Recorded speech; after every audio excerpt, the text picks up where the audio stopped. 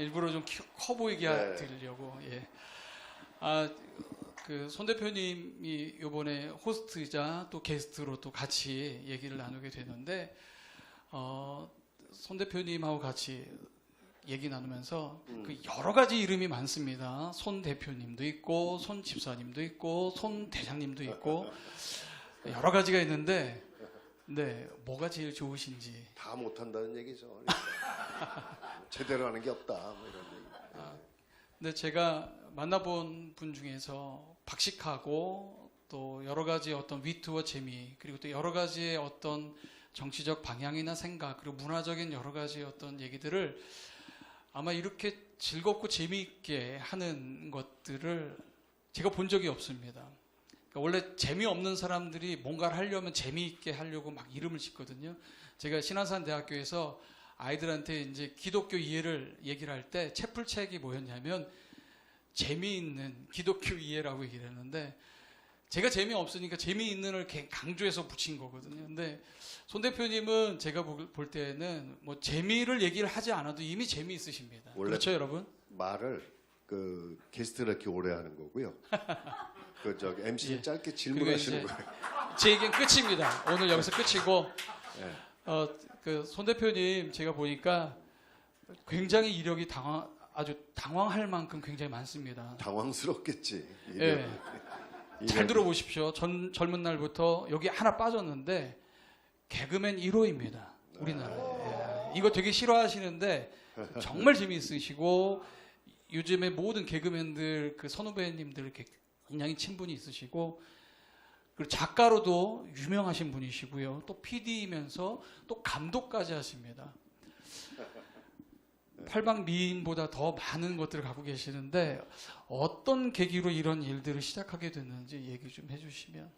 제가 한 가지 고쳐줄 것은 개그맨 1호가 아니고요. 개그맨 KBS 1기를 한 적은 있습니다. 네, 그러니까 정정하겠습니다. 네. 네. 무슨 얘기냐면 그때는 이제 희극인이라고 해서 코미디언이라고 그렇죠. 할 네. 때와 그러니까 장석팔, 고춘자, 백금녀, 서영춘, 이기동 뭐 이런 분들, 구봉서 이런 분들이 코미디언이었고요. 희극인. 네. 희극인이었고, 그 다음에 이제 그 개그맨으로 넘어갈 때에 특채로 KBS에서 젊은 희극인들을 모아서 개그맨이라는 이름을 붙여서 그때부터 개그맨이 탄생을 했고, 2기부터를 시험을 봐서 뽑았어요. 그러니까 개그맨 1기로 공채 특채가 되셔서 공채로 근데 이제 들어오셔서. 개그맨이란 말을 그 선배이신 제가 존경하는 선배인데 전유성 선배께서 개그맨이라는 이름을 붙여서, 이거 사실 개그맨이라는 게 원래 건축 용어예요. 그렇죠.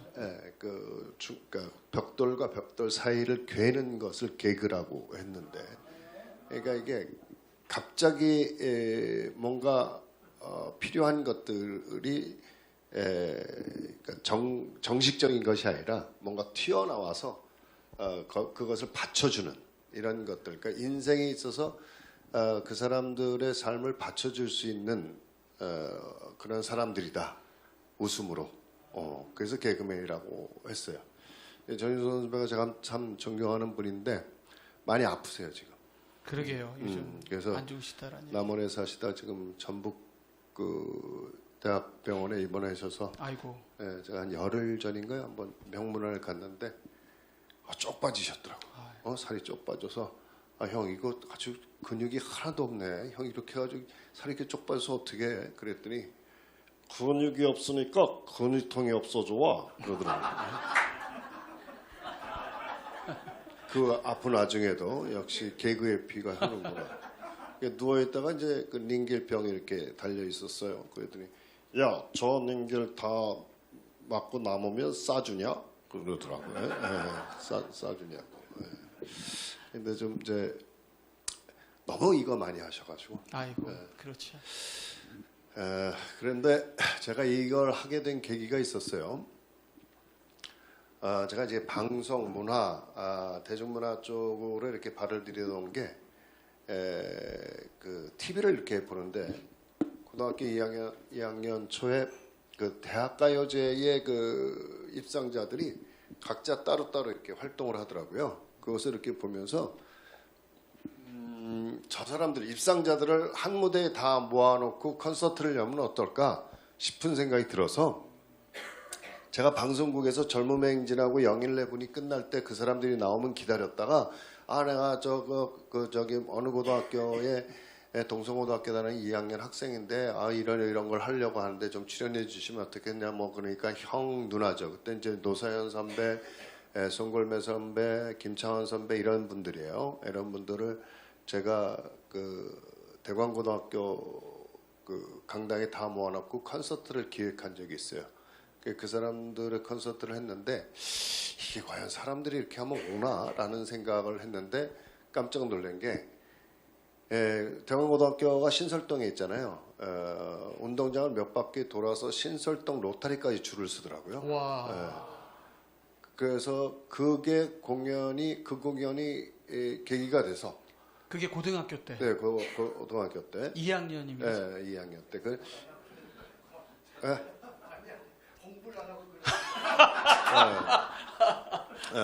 한 가지 정정하겠습니다. 공부도 하면서 했습니다. 예. 이거 잘 알아주시고요. 그런데 이제 그렇게 해놓고 지금 생각해 보면 이게 미친 짓이에요. 그 사람들 지금 개런티만 해도 약간 10억이 넘을 것 같아. 근데 그걸 무료로 다 출연을 시켜서 해가지고 그때 이제 학군제였는데 일학군이에요, 다 거기야. 일학군에서 상당히 좀 유명한 사람이 됐어요. 그러면 고등학생의 그 부탁을 듣고 오신 거네요. 네, 야. 그래서 해가지고 했는데 정말 왜 그걸 했는지. 그래서 그리고 나서 제가 MBC 별이 빛나는 밤에 목요 DJ라는 코너가 있었어요. 목요일마다 아마추어 DJ가 나와서 진행하는 20분도 진행하는 코너였는데 전파에서 20분이라는 건 상당히 큰 시간이거든요. 거기를 응모를 했는데 그게 또 MBC에서 됐어요. 그래서 목요일마다 목요 DJ를 제가 한 6개월 진행을 한 적이 있어요. 그래서 이제 그게 계기가 돼서 계속 이제 이런 쪽에 관심을 갖게 됐는데 고등학교를 예비고사가 끝나고 나서 이제 대학 가기 전까지 그 사이에 이렇게 좀 공백 기간이 많이 있잖아요. 한 2, 3개월. 그때 산울림의 김창완 선배가 그때 애가 돌이라고 놀러 오라고 그래서 갔어요. 갔는데 거기엔 소위 스타라는 사람이 많이 모였죠. 각방송 PD. 스타가 이제 주로 뭐 조용필도 거기서 보고 제가 TV에서 보던 사람들이 거기서 다 볼 수 있으니까 이거 좀 신기했어요. 근데 저는 지금까지도 술을 한 잔도 못 마시고 술 마시는 걸 그렇게 좋아하질 않아요. 제가 여태까지 평생 마신 술이 소주 반병이 되면 많이 마신 거다. 그럴 정도로 술은 못 마시는데 그때 준 소주 맥주였을 거예요. 한 반 컵 먹고 제가 이 술을 안 맞는 건데 그때 뭐 이렇게 좀 술주정을 했는지 뭘 했는지 KBS PD가 그 다음에 전화가 왔어요. 야, 너 어제 그거 얘기한 게 참 재밌더라. 방송국에 한번 나와라. 그래서 11 팝스라는 프로그램에 무조건 생방인데 들어갔어요. 그래서 네가 하고 싶은 얘기를 하라는 거예요. 그래서 난 건 생방인지도 모르고 생방이 뭔지도 모르고 들어가서 했는데 그래서 또 매주 고정이 돼서 라디오를 오래 했어요. 그때 같이 한 김미애라는 아나운서, 그다음에 여러분들 봄이 오는 소리를 불렀던 그 박인희라는 가수가 있어요. 그분하고 제가 또 KBS 라디오를 진행하게 된 계기가 돼서 그쪽 이제 그 대중문화 쪽에 입문을 하게 됐죠. 그런데 그 별로 안 좋아해요. 저 인생에서 난 그게 별로 안 좋아요. 저는. 갔더니 말이에요. 방송국이 PD가 왕이더만. 그렇죠. 우리 연기자들은 말이에요. 개그맨들 아이디어 회의할 때 보면 아이디어 못 가져오면 막 넌 대가리는 데코레이션이냐 뭐 하여튼 저 PD들이 그 머리 달고 어떻게 사냐 뭐 이런 식으로 아주 그래요. 그래서 저 PD를 돼야 되겠구나. PD를 해야 내가 개그맨들 한 번 출연하려고 하는데 또 우리 집에서 엄청나게 또 이 딴 따라하는 걸 반대를 해가지고 나는 출연하면 우리 아버지 못 보게, 우리 엄마는 감추고 막 이래가지고 막 도망 다니다가 어쨌든 뭐 그게 우리 아버지만 못 보게 한다고 그게 모르나요? 예. 그래가지고 걸려가지고 또 진탕 뒤지게 얻어맞고, 예. 또 그때 88 올림픽을 바덴바덴에서 올림픽을 따가져 와가지고는 또 그 롯데 스포츠 음료, 지금 그 스포츠 음료가 지금 색색 오렌지로 바뀌었는데 그 올해 색색 오렌지 CF 모델로 또 나오려는 거야. 아니 근데 이거는 매일 나가는 거잖아요. 하루에도 몇 번씩 뭐 CF라는 게. 예. 이건 도저히 안 되겠어 아버지한테 제가 상의를 했죠. 근데 이런 게 들어왔는데 그때 돈 단발 600만 원의 출연료가. 와. 대학 등록금 45만 원 할 때. 단발 600만 원의 CF 근데 이거 들어왔다고 좋아가지고 이건 아버지한테 얘기를 했더니 아버지가 큰 숨을 한번 쉬시더니 그래 그럼 지금부터 생활비는 반반씩 되기로 한다. 그래서 나가지 말라는 얘기구나. 우리 집안에서 이 딴따라는 이게 용납이 안 되는 집안이라서 근데 줄창 라디오만 했어요. 그래서 얼굴 안 알려주고 아버지는 라디오 안 들었더라고. 그래서 극동방송국의 아침 11시 프로를 맡아가지고 프로그램을 진행하고 있었고 그랬어요. 근데 아버지 돌아가실 때 우리 아버지 운전기사가 빈소에서 그런 얘기를 하더라고요. 아버지가 그렇게 반대하던 아버지가 11시만 되면 차에 내려와서 듣고 올라가셨대요. 그래서 그때 아버지가 참 그래도 아들이 하는 거니까 그러셨구나라는 생각을 하게 됐어요. 그러면서 군대 갈 때까지만 하자. 그랬더니 군대를 군방송으로 갔어요. 그래서 옛날에 그거 알아요? 배달의 기수라는 영화 있었어요. 그런 거 기획하고 제작하고 위문 공연 MC 보고 뭐 이런 게 하는 짓이 그런 거였어. 그렇게 해서 섬쯤이 위문 공연을 1년에 제가 해군 갔으니까 1년에 100개씩 낙도를 돌아서 섬쯤이 위문 공연을 하러 다니고 여기서 계속 MC 보고 이런 거 하면서 이제 그쪽에 그 바닥에 몸을 담으면서 일을 했죠. 그게 계기였어요. 예. 박수로. 예.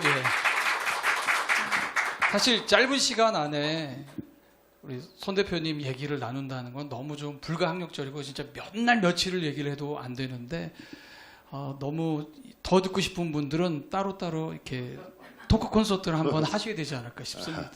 더 들을 얘기도 없어요. 재미도 없고. 근데 대표님 그 기독 문화를 세우는데 지금 제가 볼 때는 어떤 분들보다도 굉장히 기독 문화에 대해서 고민하시고 그 일을 계속 준비하고 계시는데 이게 사명이 되신 결정적 계기와 이유가 있을까요? 사람 태어나서 어느 누구를 만나느냐에 따라서 네. 그 인생이 바뀝니다. 그래서 여러분들 사람을 잘 만나야 돼요. 제가 이렇게 된 계기는 우리 김성현 목사님을 만나서 이렇게 된 거예요. 이게 김성현 목사님 친하게 지내지 마세요. 농담이신 거죠? 거룩한 괴롭힘이 있습니다. 근데 그게 그 거룩한 괴롭힘이 기쁨과 아까 말씀하셨죠. 이제부터 희망이다라고 하는 것들. 제가 김성현 목사님 하시는 일에 대한 흉내를 좀 많이 냅니다. 그래서 패스 브레이킹 싱어즈도 만들었고 이번에 패스 브레이킹 퀸텟 현악 앙상블도 이번에 런칭을 했어요. 5명의 현악 앙상블이 만들어졌는데 그래서 이제 완전체를 만들어 보자 이렇게 하고 있어요. 근데 그 계기가 있었어요. 제가 아마 여러분들이 얘기를 하면 아실지 모르겠지만 루미나리에라고 하는 비축제를 했어요. 그 비축제라는 루미나리에라는 건 이태리에서 성자들을 기리기 위해서 약 한 30년 전에 처음 시작을 해가지고 촛불로 그것을 어떤 조형물을 만들어서 그때는 이제 전기가 없을 때니까 조형물을 만들어서 그 성자들을 기리는 카톨릭의 어떤 그 의식적인 행사였어요. 1년에 한 번씩 했는데 그거를 제가 보고 나서 서방 7개국이 그걸 하고 있대요. 그래서 이게 너무너무 아름답더라고요. 근데 이제 지금은 이제 그 LED 아주 작은 전구로 조형물을 만들어서 어마어마한 조형물들을 이 작품으로 만들죠. 그게 너무 좋아가지고 야 저게 우리나라에는 왜 없지? 우리나라에 좀 해야 되겠다. 그래서 53억을 투자해서 제가 그걸 우리나라에 가져온 적이 있어요. 그 부천 루미나리에라고 기억하시는지 모르겠어요. 네.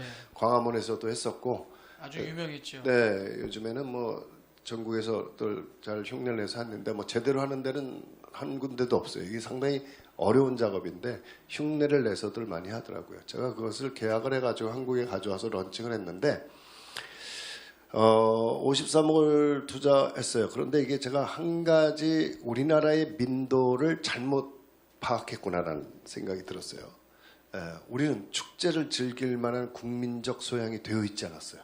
그러니까 무슨 얘기냐면 축제는 거기에 맞는 어떤 매너들이 있어야 돼요. 그런데 우리는 자기만을 위해서 축제가 있다고 생각을 해요. 축제는 모든 자를 위해서 있어야 되거든요. 그러니까 돈을 주고 입장에 그때 8,000원 받았는데 돈을 주고 들어와야 되잖아요. 그죠? 근데 밖에서 다 보고 그냥 가. 그러니까 이 사람들이 그걸 즐기지 못하고 그 안에 들어와서 즐겨야 하는데 그래서 엄청나게 망했어요. 제가 그것을 하려고 했던 건 루미나리에라는 브랜드를 우리나라에서 제가 브랜드 신청을 하고 내 브랜드를 갖기 위해서요. 왜냐하면 그 전에 많은 브랜드를 제가 마케팅을 해준 적이 있어요. 여러분 청담동의 명품의 거리에 세워져 있는 루이비통 건물도 제 계획에 의해서 세워진 건물이에요.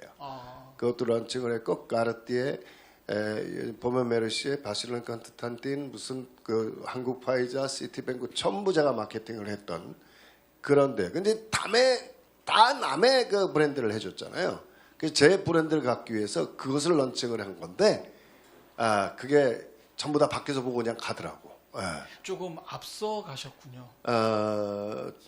지금 했으면 됐을 것 글쎄, 같아요. 그랬는데 조금 앞서간 게 아니라 많이 앞서간 것 그러니까요. 같아요. 제가 목사님 그때 그 계기로 만든 게 2005년이니까 20년? 2004년에 한 것 같아요. 20년이 넘었는데 많이 앞서셨다. 그래서 뭐든지 반발짝만 앞서가라는 얘기가 있었는데 그걸 몰랐어요. 그래서 이제 난 분명히 이걸 해놓기만 하면 된다라고 생각한 거죠. 근데 한번 그렇게 꽂히잖아요. 블랙홀이에요. 누가 얘기를 해도 안 듣습니다. 결국은 망했죠. 27억의 빚을 졌어요. 그러니까 여러분들 빚죽지를 하면 빚집니다. 그래서 함부로 그렇게 하는 게 아니에요.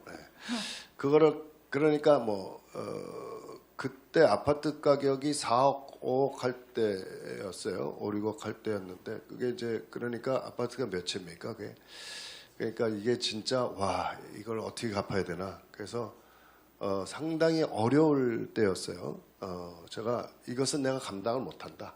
그래서 전 죽으려고 했고 그 다음에 내가 죽어야 내 주위에 있는 사람이 괴롭힘을 안 당하더라고요. 그때 제 형제들, 이 친인척들, 우리 직원들은 그때 직원이 84명 있었는데 그 사람들 전부 다 이게 돈 때문에 전부 다 괴로워한. 그랬더니 우리 어머니가 그런 얘기를 하더라고요. 우리 형제들도 고통을 받으니까 우리 그 형이 있잖아요. 그 형이 자기 아파트도 내놓고 막 이러니까 엄마는 또 엄마 나름대로 뭘 알아보신 모양이야. 그래 나한테 야 진기야 내가 알아봤는데 6개월만 들어갔다 오면 조용해진대더라 얘. 경제사범은 영등포 교도소로 간대. 근데 거기 수리했대. 수리 괜찮대. 살만하대. 들어갔다 오라는 거지. 근데 이 교도소는 못 가겠더라고.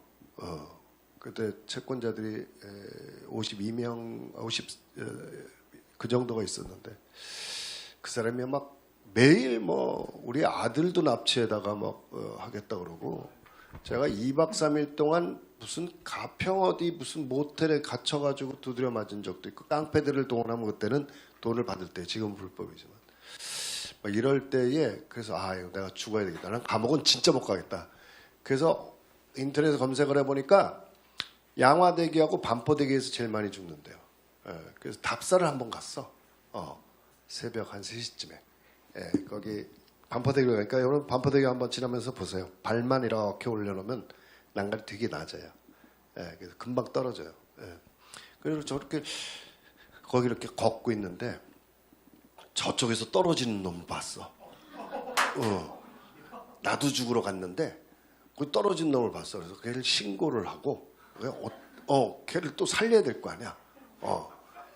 그래서 이런 죽으러 간 놈이 남 죽는 걸 또 살리러 참. 그런데 이게 우리나라가 그래도 최초의 신고자가 뭐죠? 최초의 용의자예요. 나도 죽으러 갔다고. 그러니까 저 경찰에 얘기를 하니까 뭐 어떤 관계냐, 뭐 관계는 어디 있어, 놈이 그랬는데 이게 많은 걸 알았어요. 근데 그 사람이 자살이라는 게 이제 판명이 된 거죠. 지가 떨어졌는 게 자살이잖아요. 근데 어디서 죽여가지고 와서 걸로 떨어뜨리면 어떡해? 그러면 그것도 자살 처리할 수 있잖아요. 근데 지가 떨어지면 폐에 물이 찬대요. 숨을 쉬다가. 근데 죽여가지고 떨어뜨리면 어때요? 숨을 안 쉬니까 폐에 물이 없는 거야. 그런 거 해가지고 제가 이틀 있다 풀려났다니까. 별걸 다 알았다니까 내가. 그래서 이거 죽지도 못하는구나. 그래서 제 후배 아나운서가 선배가 죽으려고까지 했는데 뭔가 안 해본 게 하나 있지 않아? 그거 죽더라도 그거 한번 해보고 죽자. 그게 기도래요. 기도를 할 수 있는데 왜 안 하냐? 이 친구가 그때 사랑의 교회에 새벽 기도를 저를 데리고 왔어요. 그때 그래서 막 기도를 하는데 처음에 기도 소리가 안 나오더라고. 그래서 주기도문을 열심히 그냥 한번 했어. 주기도문을 몇 번씩 이렇게 했는데 점점 기도가 터지기 시작하더니 와, 이거 뭐 옛날에 내가 기억하지도 못했던 게 다 기억나게 하면서 이게 다 토해내게 하시더라고요. 한 3시간 한 것 같아 내가. 막 목이 다 아팠으니까. 근데 옆에서 그 아나운서가 중보 기도를 해주는데 다 같이 새벽 기도니까 3시간이면. 근데 저 앞에 누가 한 사람이 계속 제 기도 소리를 들으면서 기도를 하고 있었어요. 내 기도가 끝나니까 그 사람이 딱 내 앞에 걸어오는데 사랑의 교회가 6만 명입니다. 교인 수가. 그러니까 별 사람이 다 있잖아요. 근데 거기에서 기도하시는 분이 저한테 걸어오시던데 딱 보니까 채권자야. 그러니까 별 사람이 다 오니까 거기. 그래서 내가 그때 깨달은 게 있어. 하나님은 참 바쁘시겠다. 어떤 놈은 돈을 받게 해달라고 기도하고 어떤 놈은 와서 돈을 탕감해달라고 기도하니 누구 기도를 들어주실까? 그러면서 있는데 이 양반이 딱 걸어오신 내가 너의 기도 소리를 다 들었으니 넌 죽지 말아야 되겠다. 내가 오늘 새벽 기도에 잘 나오지 않는 사람인데 내가 오늘 왜 나왔는지 하나님이 왜 그 자리에 앉혔는지를 오늘 내가 기도하면서 네 기도 소리를 듣게 하기 위해서인 것 같다. 그 사람이 받아야 될 돈이 3억이에요. 근데 그 사람이 저한테 이 3억은 안 갚아도 된다.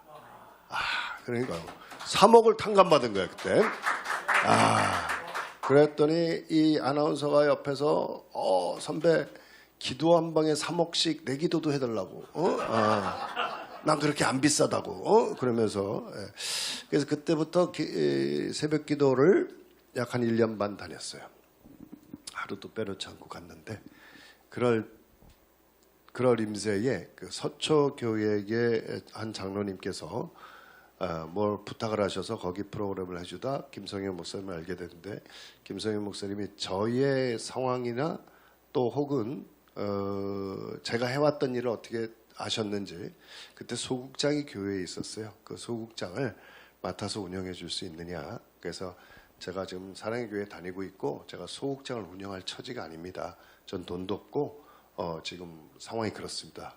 그랬더니 거절을 했어요. 근데 3번씩 찾아오셔서 근데 이 목사님이 제가 목사님한테 뭐 연락처도 몰랐던 분인데 이분이 저를 어떻게 알고 찾아와가지고 저한테 그러니까 목사님이 신내림이 좀 있으셨던 것 같아요.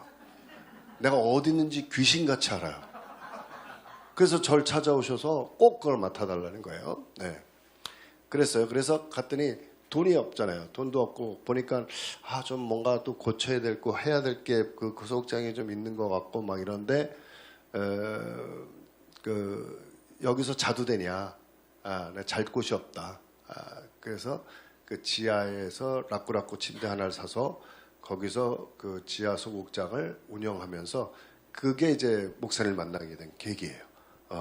그리고 한 3달 정도 있으니까 날 그 지하에다 처박아 두고 정말 독일을 1년 동안 가시더군요.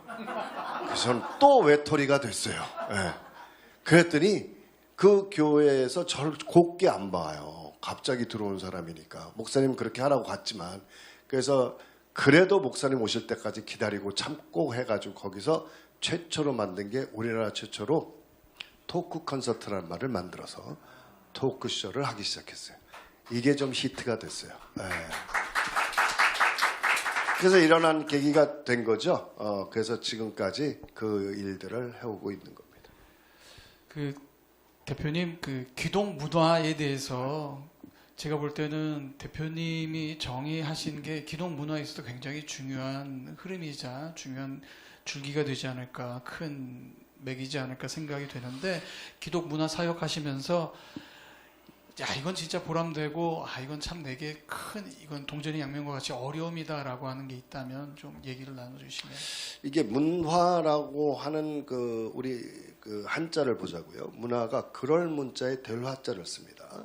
그럴 문자라고 하는 건 옛날에 우리가 그 한자가 만들어지는 건 상형 문자니까 어떤 형태가 있어서 그것이 변하여 글자가 된 것이에요. 그렇죠?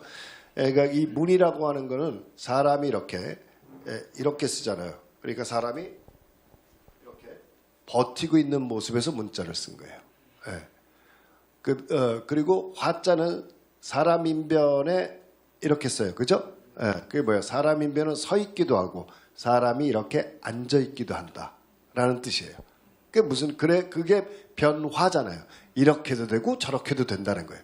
사람이 계속해서 서 있기만 하지 않는다는 거죠. 그러니까 사람은 변화해야 버틸 수 있는 힘이 생긴다. 이것이 문화예요. 한자를 그대로 해석을 하면 난 이것만큼 문화를 제대로 설명한 것은 없다고 생각해요. 내가 문화가 뭐냐고 물어보면 사람들은 어렴풋이 문화가 뭐라는 생각을 하지만 정확히 얘기하지 못해요. 그런데 이게 우리 목사님이 말씀하시는 거와 일맥상통합니다. 사람을 살리는 거예요. 아멘. 사람을 버티게 만드는 힘이에요. 아멘.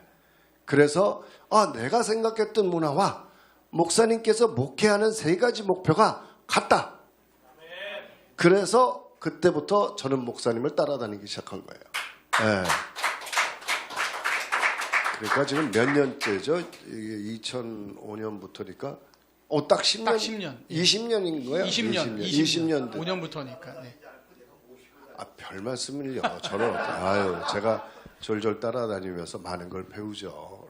그러면서 우리 오늘 패스브레이커 여러분들 교회에서 이렇게 오셨는데 패스브레이킹 워크샵 할 때 이제 또 뭐 첫날 밤에 그 음악회 환영 음악회는 거의 이제 제가 또 10년이 넘게 맡아서 했죠. 지난번에 안중근 공연한 거 보셨죠, 여러분들? 어떻게 좋으셨나 모르겠어요. 이제 그런 거를 기획을 하게 된 거예요. 그러다가 이제 그 문화라는 거는 정의는 그런 거예요. 근데 그 효과가 패스트 브레이킹 싱어즈들이 이제 물론 다 이들은 이제 교수고 그러니까 그저 이 월급을 받고 사니까 그렇게 어려운 점이 없었는데 처음에 패스트 브레이킹 싱어즈를 만들었을 때 이 친구들이 다 교수가 아니었어요. 그러니까 출연료를 받아야 먹고 사는 거예요. 그러니까 쉽지가 않아요. 그렇죠? 근데 제가 여러 가지를 시도했어요. 뭐 소상공인 살리기 짜장면 콘서트, 뭐 김치찌개 콘서트도 했고, 뭐 여러 가지 시도하면서 그랬더니 이 친구도 살더라고요. 패스 브레이킹 싱어즈 이 단원들도 살고 그 집도 살고. 자, 이게 사람을 살리는 거고 기독 문화를 살리는 것이다. 이것이 목사님의 목회 방침과 일치한다. 그러니 여기에 사명이 생겼어요. 사명은 우리 목사님들도 말씀하시는 네가 존재하는 이유다. 예. 아멘. 그러니까 이것이 내가 존재하는 건 나가 하나님이 나한테 주신 달란트를 가지고 이 세상에 다시 내놓고 가라라고 하는 거 아니겠어요? 예. 그랬더니 제가 한번 작년 10월 4일 날 죽을 뻔했잖아요. 그죠? 예. 죽을 뻔했다가 살아났는데 그때 느낀 게 더 많아요. 예. 그러니까 이게 아직 더 내놓을 게 있구나. 그래서 그때 새롭게 제작한 게 그게 안중근이에요. 네. 이제 이렇게 해서 점점 업그레이드가 되고 이걸 만들어 놓으니까 말이죠.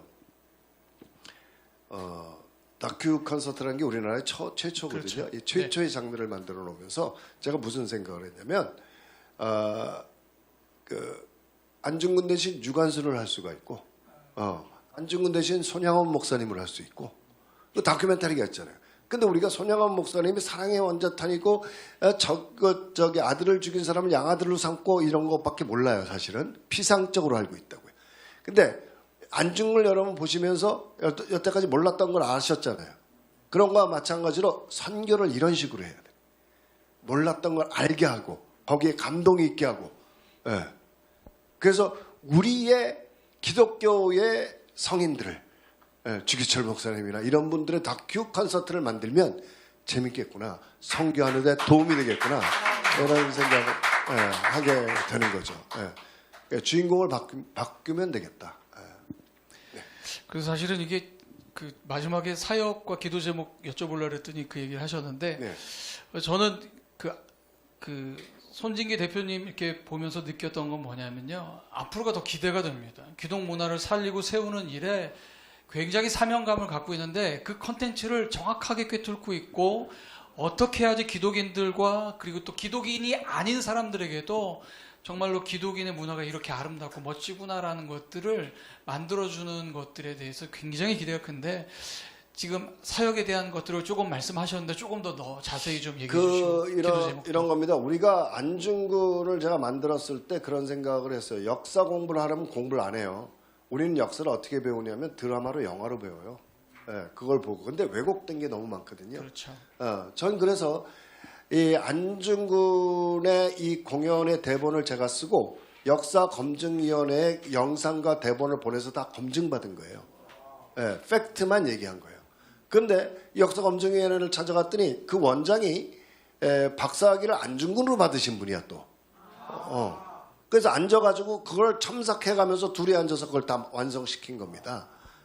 그러면 우리가 그러니까 이 영화라고 하는 것, 드라마라고 하는 것은 그게 전개상 좀 미화시켜야 될 때도 있고, 그다음에 없는 사실도 좀 넣어야 될 때가 있고 그렇습니다. 근데 그런 거를 하지 말자는 거예요, 전. 그런데 이것을 그러면 지루하니까 안 봐. 다큐멘터리 여러분 봅니까? 그 다큐멘터리만 가지고는 안 돼. 그러니까 거기에다 공연을 접목시켰더니 집중력 있게 여러분 안중근이 딱 1시간 했는데 1시간 동안 딴 생각하는 사람이 없어요. 이거 성공했다라는 생각이 들었습니다. 집중력 있게 앉아 있어도 공부가 되게 만들자라고 하는 거예요. 그러면 손양원 목사님에 대해서 우리가 피상적으로 알고 있는 것들을 좀 더 팩트를 가지고 그걸 만들어서 공연을 하면 적어도 사람들에게는 정확한 팩트를 전달할 수 있고 감동과 은혜가 있는 것들을 계속 만들어 나갈 수 있겠다. 이런 생각을 한 거예요. 자, 이번에 안중근을 하얼빈과 대련에 가지고 갑니다. 제가 얼마 전에 답사를 갔는데 대한민국 사람들은요 정말 많이 공부해야 돼요. 중국은요 안중근이 완전히 영웅이에요. 기념관만 내가 3군데를 갔어요. 근데 기념관이 다 있어요. 그 안중근이 하얼빈역에서 1909년 10월 26일 9시 15분에 이또를 살해했어요. 그 시간에 맞춰서 매년 기념식을 합니다. 그 시간에 중국이.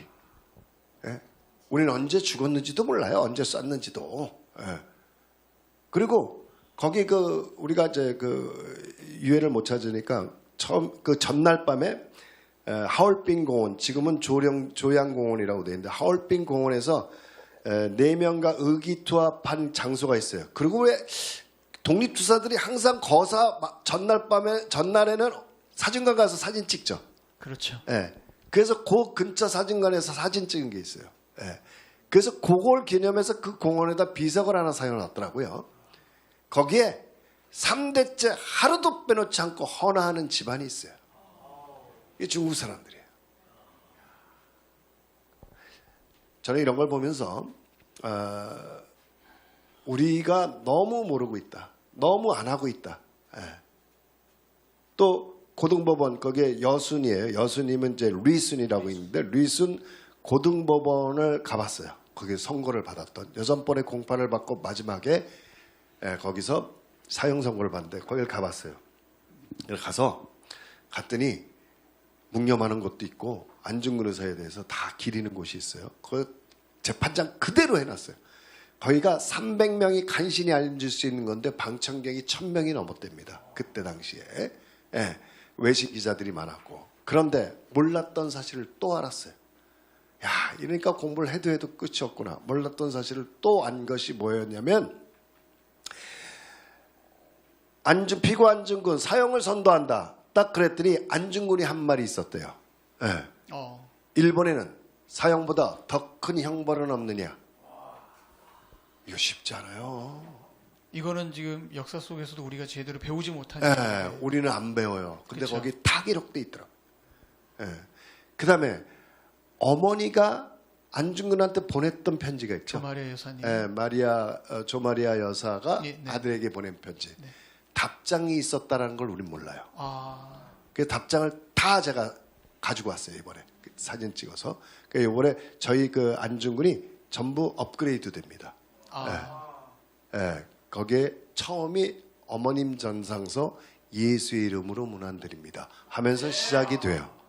예, 이것을 다 업그레이드 시켜서 저희들이 또 공연히 좀 더 사실과 가깝고 우리가 몰랐던 사실을 알려주는 그런 팩트로 좀 탈바꿈하면서 점점 좋아지게 되는 그런 공연을 할 겁니다. 네.